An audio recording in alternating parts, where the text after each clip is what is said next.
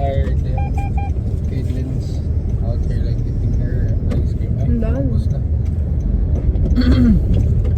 Anyway, we just came from RM. It's 12:16 in the afternoon.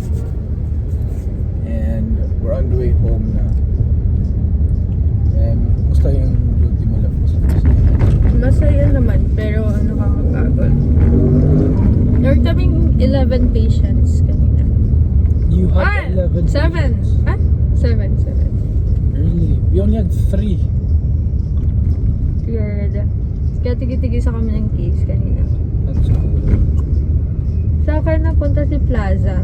Zander Plaza. Oh!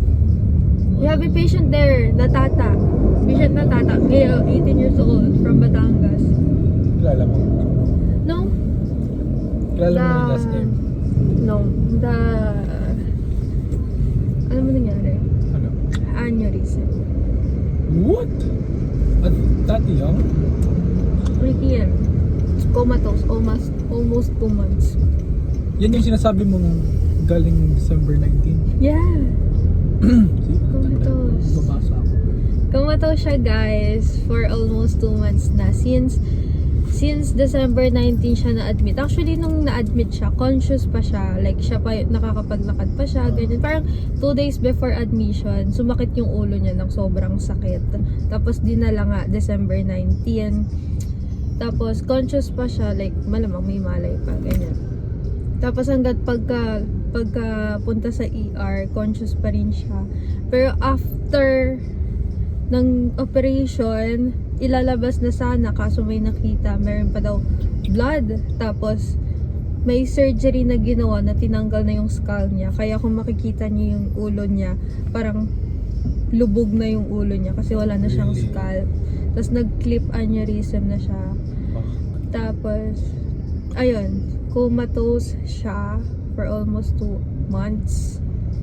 Tapos, for palliative care na siya. I-out na siya bukas sa hospital kasi hindi nga malaman kung kailan magigising si Natata.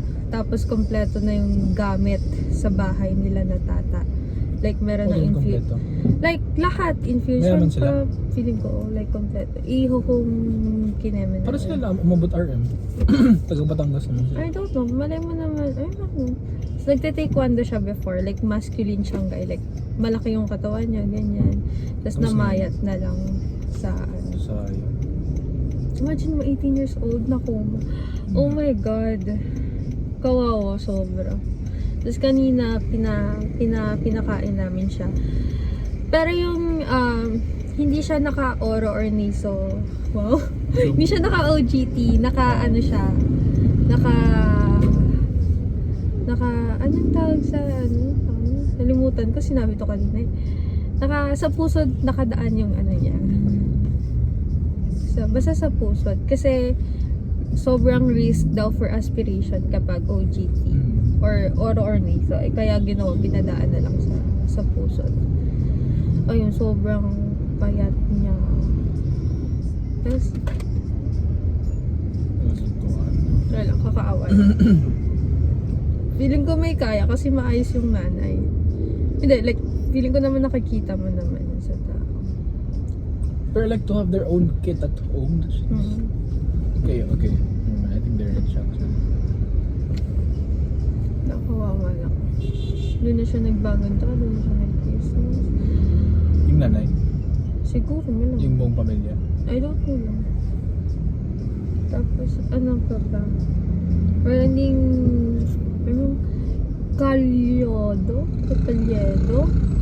Nagkaroon ng ma'am dito, sobrang laki. Tapos, binayopsy. Tapos, namaga. Ang daming complications, sobra. Halos nasa 4 yung sakit niya. What? Tapos yung patient ko, si Plaza, baby siya, 5 months. Actually, ang galing ko sa part na yun. Kasi, pagkarating namin sa pedia, nakita na namin yung baby. Tapos sabi ni Rosa, hulaan nyo ko ilang months yun. Sabi ko agad, feeling ko 5 months to. Tapos pagkatingin namin ng chart, boom! 5 months. Para mo nasabi. I'm so good. I don't know.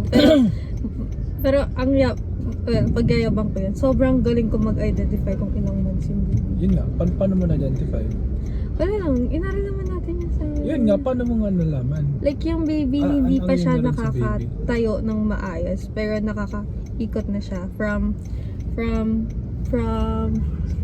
supine to prone, nag-roll na siya. Hmm. Wala basta